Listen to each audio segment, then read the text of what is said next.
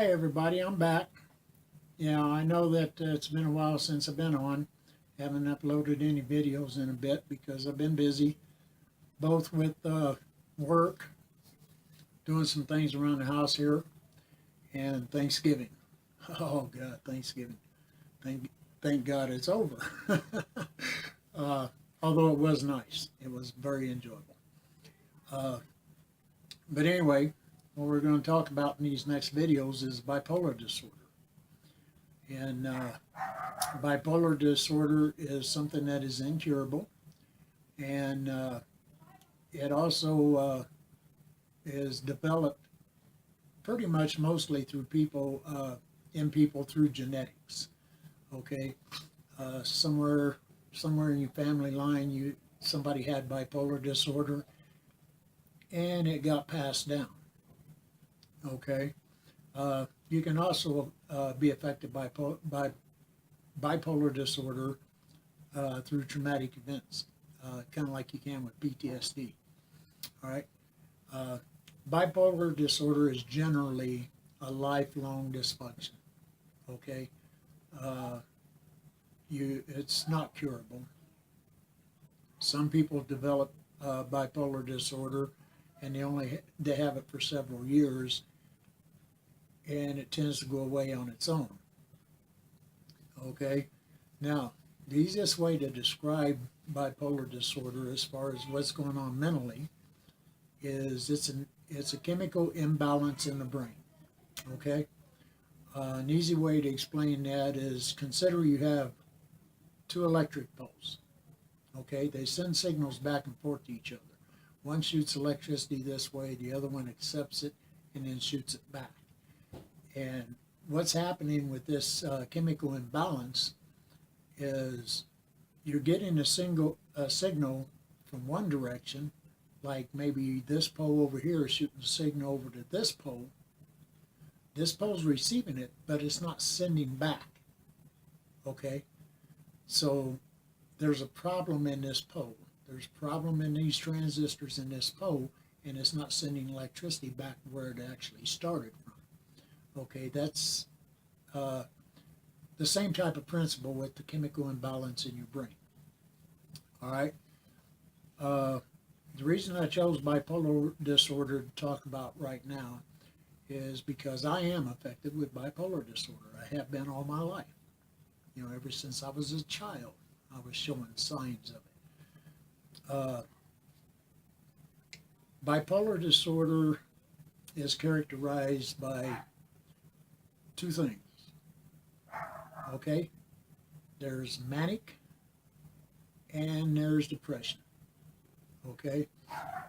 So the Diagnostic and Statistical Manual of Mental Disorders, the DSM-5, states that there are four different types of bipolar.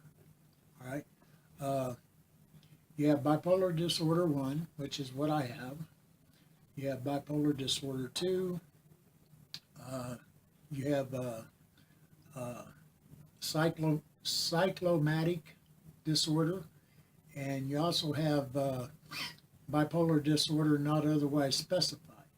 Okay, and that's abbreviated as NOS, bipolar NOS, and there are subtypes to that bipolar. Bipolar 1 is the one I'm going to talk about the most of right now, and I'm going to give you some of the symptoms of that. Okay, on the manic side, when you have the manic episodes, I made a list of these so I can get the right ones for you. When you have your manic episodes, you tend to feel very up, very high or elated. A lot of people call it euphoric.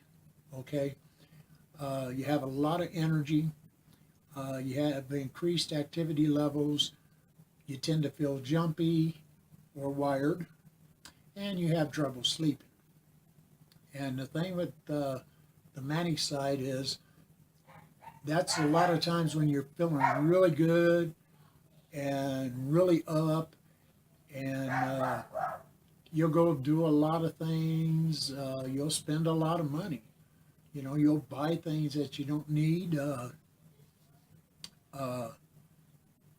you'll go out to eat a lot. You'll uh, go to a lot of movies.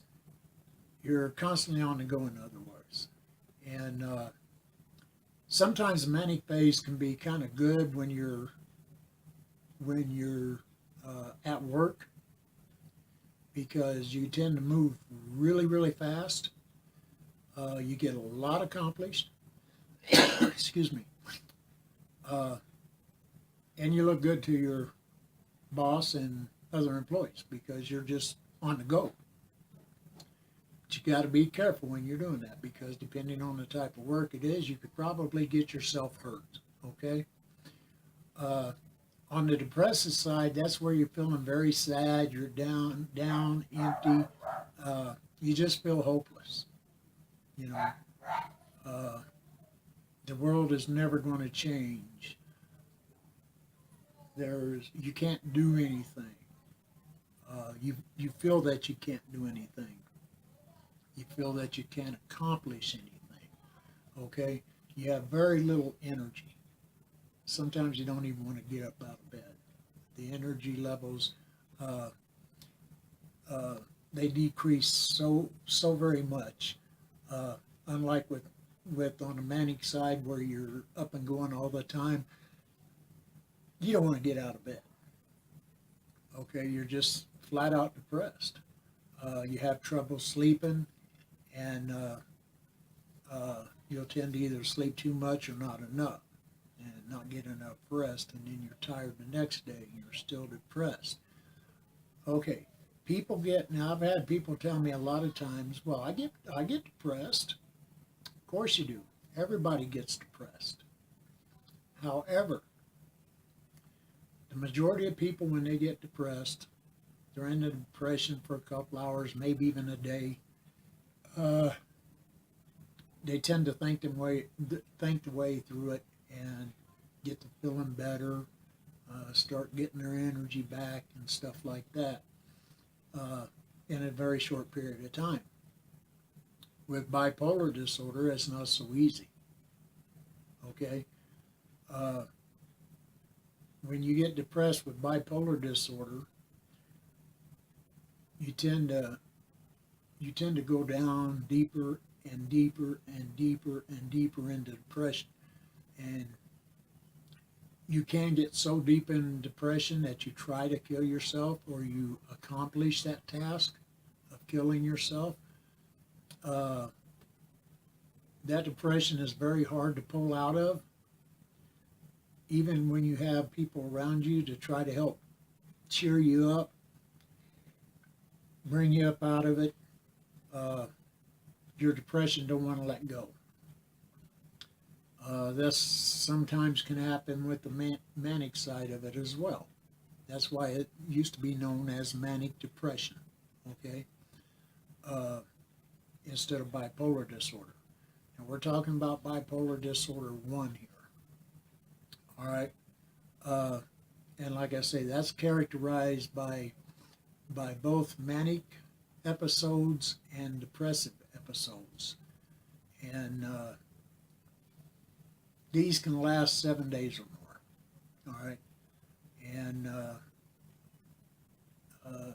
what the other thing I wanted to say about it is sometimes, you know, the symptoms, the manic symptoms or depressive symptoms can be so bad that you have to go to a hospital and get prescribed medications for it.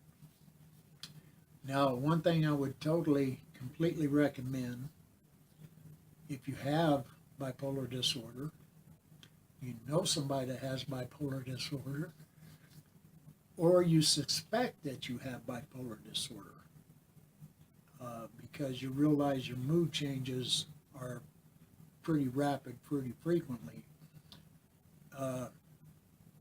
you really should go talk to somebody, get a proper diagnosis, and get on some medication. Okay. because as we go along in here, you're going to find out, like especially with bipolar I disorder, you're going to find out why it is imperative to get psychotherapy and the medication. Now me, I quit taking my medication years ago, and I'll explain why I did that. And I'll explain to you things I do to try to combat some of these symptoms, all right, and why I just don't want to take medication for it anymore. However, these mood swings get really severe at times, and they can get extremely rapid. I mean, 1 minute you can be up on top of the world, laughing, just having a good old time, just enjoying life. And within seconds, that mood swing can change and drop so far in depression that you find yourself sitting over in a corner somewhere, maybe even crying. That's happened to me a lot. My mood swings for many years were just like this, just that fast, okay? You didn't know from 1 minute to the next what you were going to hit. You didn't know if you were coming or going, okay? The manic side of bipolar disorder 1 can create a lot of problems, especially if you get into an argument with somebody. Now, one thing that's kind of rare in bipolar is blackouts when you get to a certain level of that anger. All right. I used to have a lot of those. I am severe bipolar 1. I know a couple of people that's had the blackouts. And, excuse me, what happens in these these blackouts that lead up to these blackouts is you get into an argument with somebody, you can't stop. You just, for some reason, you just can't bring yourself to stop arguing with them. It can lead to fights. It can lead to more serious things.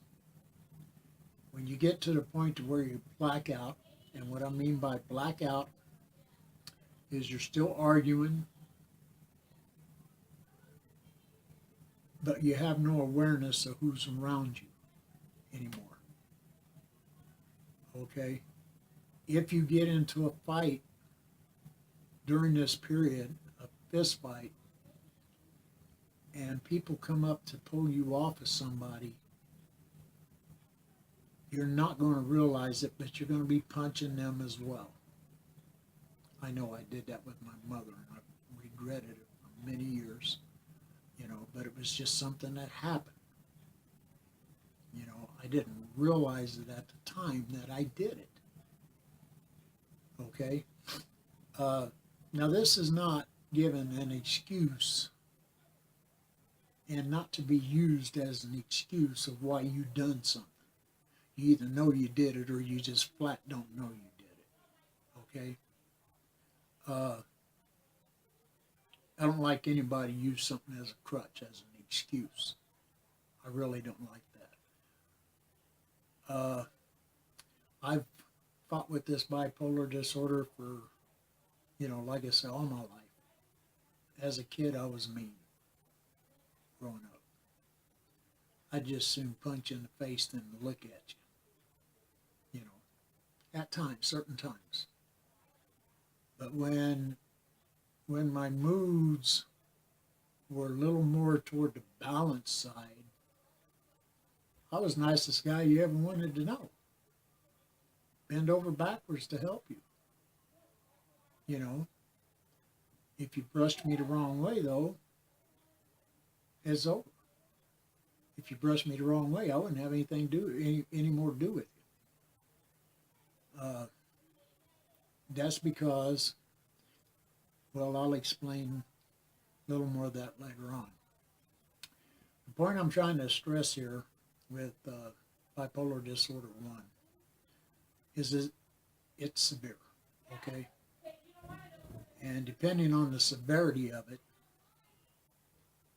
what you do just depends on the severity of it, both on the manic side and on the depressive side. Bipolar II disorder is not as severe. Of course, it's not. It's bipolar II. Duh. But it's defined by a pattern of depressive episodes and hypomania episodes. It's not full blown. It's not full blown manic. Okay. The episodes. They're not full blown manic episodes. They're milder episodes of being manic. In other words, you get high, or I should say you feel high, you feel elated, you get in that euphoric stage, but it's not to the severe point to where you will send yourself into bankruptcy spending money. You're not going to constantly be running around doing this, that, and the other. I mean, you're going to do a lot of things. Excuse me. You're going to do a lot of things. You're going to spend money, get out there and do a lot of crazy things just because you have so much energy.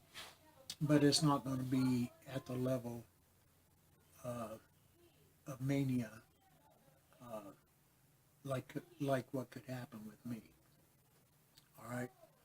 Then you have cyclothymic disorder. That's defined by numerous periods of hypomania symptoms and numerous periods of depressive symptoms. Okay, and these symptoms can last you 2 years. 1 year, about 1 year in a child. Until you get older, okay? And then the other specified and unspecified bipolar related disorders, they're symptoms that doesn't match the other 3 disorders, the cyclothymic, bipolar II, and bipolar I disorders. However, these disorders can progress into them upper 3 disorders, okay? They can progress up into them other 3 disorders. Bipolar I is the most scary of all the disorders, okay? And I never did finish reading you the list of the symptoms, such as with manic, as well as the symptoms I read earlier. You become more active. You talk really fast about a lot of different things at once. You become agitated and irritable, and that's where the argument, and touchy, and that's where the arguments come in. The arguments, the fist fights, stuff like that. And you just feel like your thoughts are going very fast. If you're trying to build something, your brain is working so fast that you are so far ahead of where you actually are that you start missing crucial steps in what you're doing.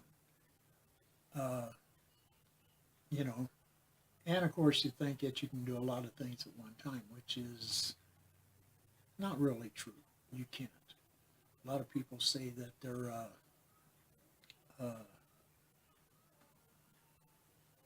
that they can multitask. Well, there's no real such thing as multitasking, because when you start one thing and you stop a quarter of the way through it or halfway through it and jump to something else and start it, and then jump to something else and start it, and jump to something else and start it, you're not multitasking, because every time you move from one thing to another, to another, to another, you're not completing the first thing. So none of it is getting done. It's getting, bye, have a good day. That was my daughter saying bye.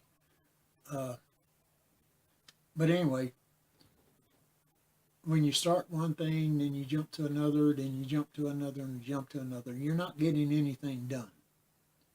You're getting a lot of things started, but you're not completing anything.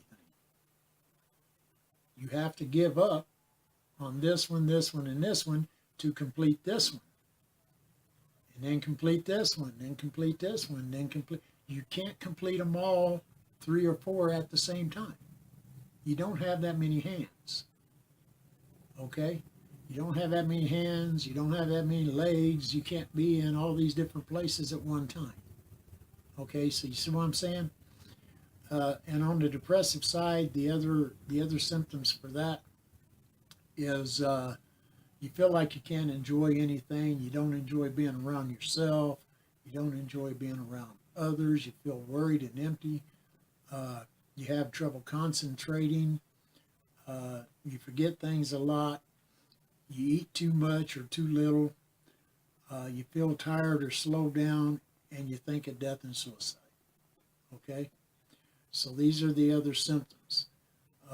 Also in mania, you do risky things, spend a lot of money, as I've been talking about, and or have reckless sex. Okay? Excuse me.